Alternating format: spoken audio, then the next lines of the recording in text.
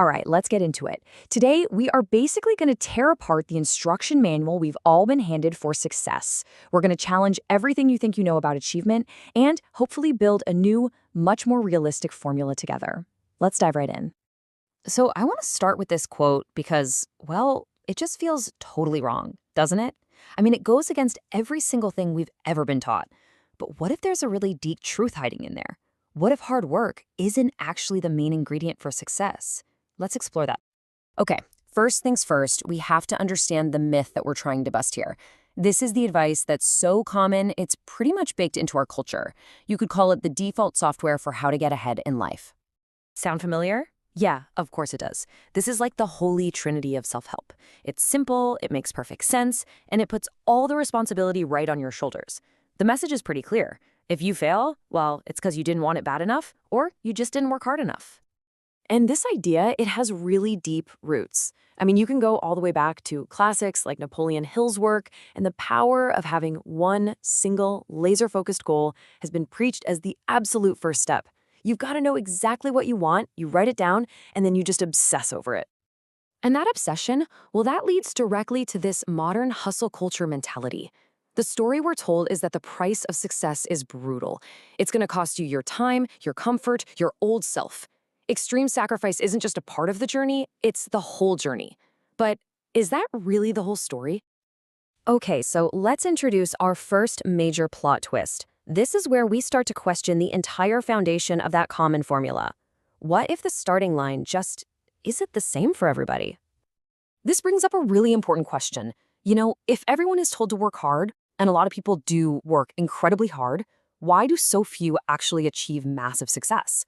And this question, it leads us to a really powerful and, for some, kind of an uncomfortable idea. This is the big idea from the book The Unfair Advantage, and it suggests that things like where you were born, or your family's connections, or even just plain old luck give you a huge head start. It's not that hard work doesn't matter, but it's kind of naive to think we all start from the same place.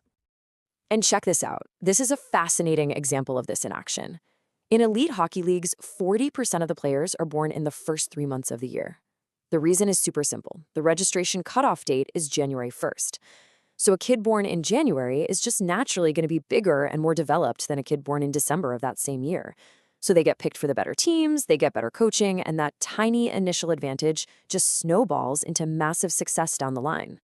This number right here, this shows you just how critical luck becomes when everybody is at the top of their game. In a simulation of NASA's astronaut selection, where only 11 people out of 18,000 are chosen, researchers found something amazing. If you take away just a 5% luck factor, only about 1.5 of the winners would have been chosen on skill alone. So when the competition is that fierce, luck isn't just a nice little bonus, it can literally be the deciding factor. And listen, this isn't just some fringe theory. This is a direct quote from the Egyptian billionaire Sami Suwiris. He openly admits that the majority of his success comes down to things that were totally beyond his control. So when a billionaire tells you it's not just about hard work, it's probably a good idea to listen.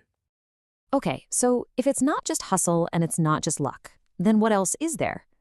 This brings us to the next big piece of the puzzle. We're shifting from those external factors to a really powerful internal one, the quality of our ideas. Mark Manson makes this great argument that all the advice we see all over the internet, waking up at 5 a.m., taking ice baths, being disciplined, these are just common behaviors. And by definition, if everyone is doing them, they can't make you an outlier. The real differentiator, he says, is having an idea that goes against what everyone else believes and being right about it. He breaks it down into this simple 3-step process. First, you have to think differently than the crowd. Second, and this is the really hard part, your different idea actually has to be correct. Because let's be honest, most contrarian ideas are just wrong. And third, you have to be willing to go all in on that idea, even when everyone around you is telling you you're crazy. This is the perfect example, right? Steve Jobs' success wasn't defined by his morning routine. It was defined by his radical, contrarian belief that personal computers were the future. People laughed at him for it. He even got fired from his own company. But he was right, and he executed on that idea relentlessly. The success came from the idea first. So the old formula is incomplete. We've added luck and the power of having a great idea. Now, how do we put this all together into a practical framework that we can actually use? Let's try and build a new model. Okay, a really powerful tool for execution comes from John Doerr, and it's called OKRs. It stands for Objectives and Key Results, and it forces you to get incredibly clear. The objective is your big inspirational goal. That's the what. The key results are the specific, measurable steps you're going to take to get there. That's the how. It's a system that really connects your big ambition to concrete action. The legendary investor Ray Dalio gives us another great framework for dealing with reality, and you can see it on the screen as a 5-step loop. You start with a clear goal, but you're always going to hit problems. The key is to then stop, diagnose the real root cause of that problem, design a new plan to get around it, and then execute that plan. It creates this cycle where pain plus reflection equals progress. It's about evolving, not just about pushing through a wall. And this is a huge piece of the puzzle.